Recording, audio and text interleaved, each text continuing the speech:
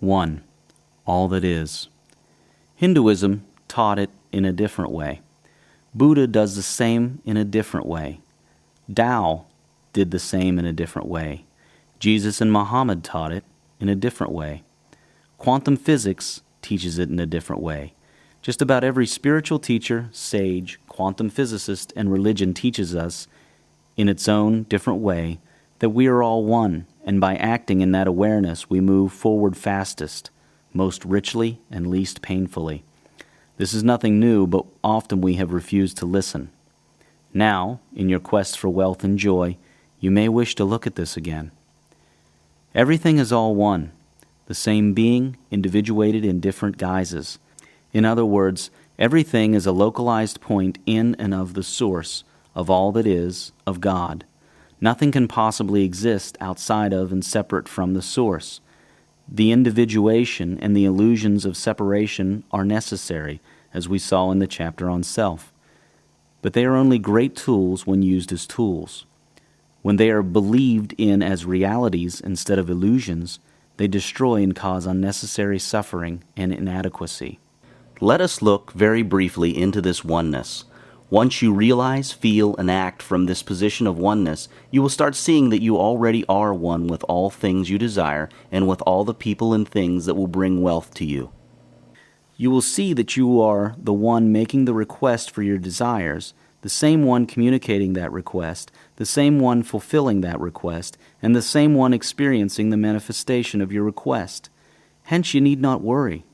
The illusion that you are not the same one is there just for your thrill and experience. This chapter will only take a brief look at this oneness, merely to give you evidence and to start you thinking about it. It will merely start you on a journey that only you can take, for it cannot be said, only experienced. We are all one. You are one with the Source, and nothing is difficult or denied from, by, and to the Source. The universe is friendly to your desires. Nothing is impossible, if only you will believe. You can never permanently own anything on earth. Life is change, and one is all there is. Ownership is a detrimental state of mind that allows what you think you own to own you. Again, here on earth, what you think you own ends up owning you, possessing you, taking away a part of your freedom. Think about that for a moment. Everything is one. How then can you own a part of the one? How can your leg own your hand? Your leg can play with your hand for a while, but it cannot own it. This works the same way with you and the rest of life. When you think you own something, you chase it about to prevent the loss of it, a chase that is fruitless. Hence, it owns you. Instead, think of yourself as a custodian of things until it is time to not be their custodian.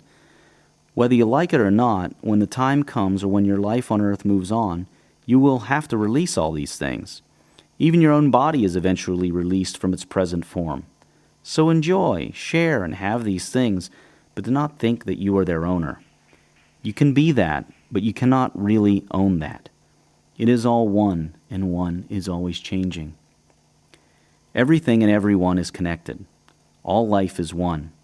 What happens in Kabul affects you, somehow, wherever you are. And what happens with you, the thoughts you have, and so on, affects everyone else everywhere somehow. So for your own sake, think, act, and be as one. Superiority and inferiority is not inbuilt in people and things. Seeing things in terms of better or worse is a judgmental weakness. This is especially a weakness of nations, whereby one government will consider itself superior to another, especially economically and systematically. It is also a weakness of social classes. An extremely high amount of wars, corporate collapses, and societal divide have been caused by the idea that my way is better than your way. Disharmony is costly and never profitable on the long term for anybody. Harmony is extremely profitable. You can avoid disharmony by looking at everyone around you not as better or worse compared to you or anything else, but as different. In other words, one entity's way is not a better or worse way. It is just a different way. This is a much more peaceful and profitable approach to everyone and everything else.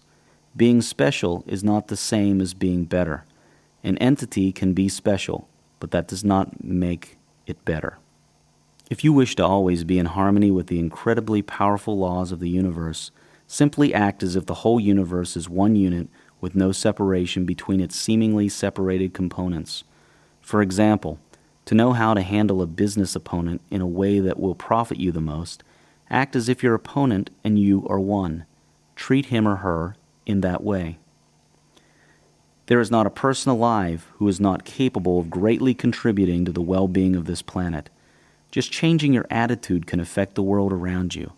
Susan Jeffers. It is in your best interests to do your part to ensure that people all over the earth have wealth consciousness and joy. Many thinkers and scientists are beginning to show that an individual's thoughts affect the whole world's thoughts. An individual was responsible for what happens in the world and to everyone on it. The ancient Greeks had a similar concept, Gaia. It has been mentioned by many philosophers all over the world, from ancient Greece by Plato to ancient Asia and the Far East. Modern scientists and thinkers in various fields of science are also starting to study and show that we are all connected. These connections are being found in various forms and in various fields of science. These findings include those by scientists such as Dr. John Lovelock, Peter Russell in his book The Global Brain Awakens, the British biologist Rupert Sheldrake in his book A New Science of Life, Howard Bloom in his book Global Brain, and many others. If you wish to be wealthy, you can do so on your own. But you can do so a lot easier and to a much larger extent, by far, if you help the world attain wealth consciousness. It has been said before in many places that the reason the one chooses to individuate itself is this: in the absence of that which is not, that which is not. Think about that. So the wrongdoer cannot do wrong without the hidden will of you all. And when one of you falls down, he falls for those behind him, a caution against the stumbling stone. Aye, and he falls for those ahead of him who, though faster and surer of foot, yet removed not the stumbling stone. The murdered is not unaccountable for his own murder, and the robbed is not blameless for being robbed. Yea, the guilty is oftentimes the victim of the injured. Khalil Gibran. Let us revisit quantum physics briefly. We saw that subatomic particles are what make up the physical universe. We also saw that these particles have intelligence. We saw that this pure energy has intelligence. It also has remarkable properties such as being able to be in two places at once and move from here to there without crossing the gap in between, to travel back and forth into time, and so on. We also saw that we were in relation and collaboration with these particles, for what we chose to observe is what becomes from this energy pool. Now, what do you suppose these energy packets are? What is pure energy? Before we attempt to answer that question, let us look at the source, all that is, what many call God. We have been told that we are children of God, in the image and likeness of God, and that God is all that is. Now let us go back to where God was the absolute only, before creation.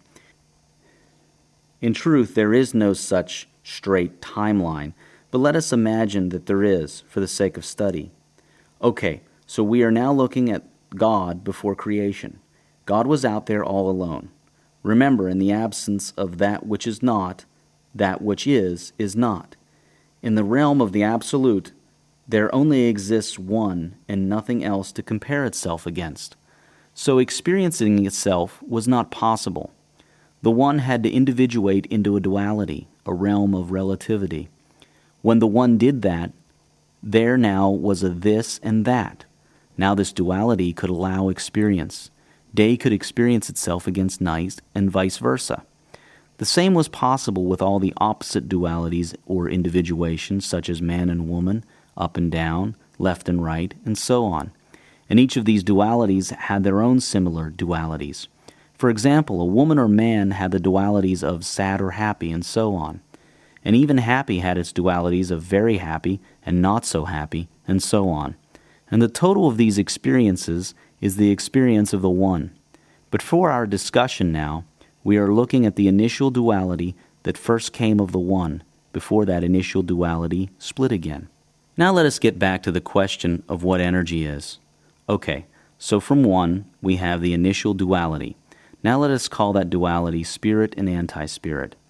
By the way, quantum scientists have discovered that subatomic particles all have an opposite.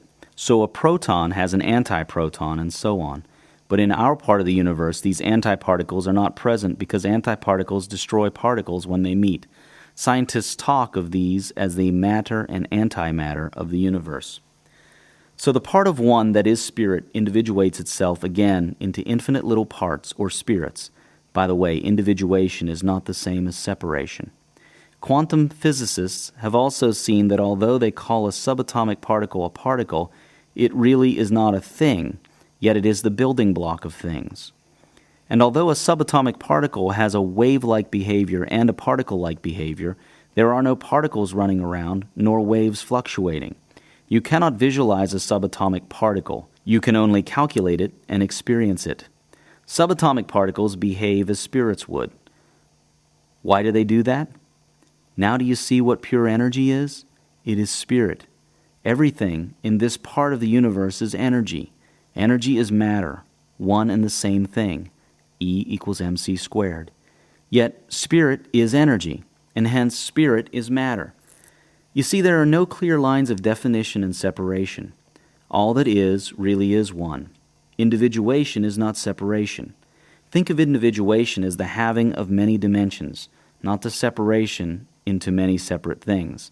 So think of the world as dimensions or facets of the same one, not as separate things. The other part of the universe, for everything is a duality, is the anti-universe, made up of antimatter. But that is another topic altogether. The point is that you can now trace the origins and explanation of the universe and its link to spirit and to all. You now remember who you really are, who we really are, and why we did all this. You now also know that what the source is, you are. It is a very complex topic, and you do not need to understand it fully. Just knowing the truth is enough, and you do not need to explain it in detail. All other things held constant, to the extent that an individual or society is one, so will they have wealth and happiness. Again, the greatest advice that can be given to you now is this: meditate daily. Soon, maybe on your first meditation, maybe later, you will come to experience this oneness, and you will be amazed at it. It cannot be spoken of, only experienced. This is a journey only you can take on your own. Meditation takes you in to meet yourself in infinity. It cannot be explained, only experienced. Now, if you are one with the Source and all there is, guess what else you are? You are abundant by nature. Let us have a look at your abundance.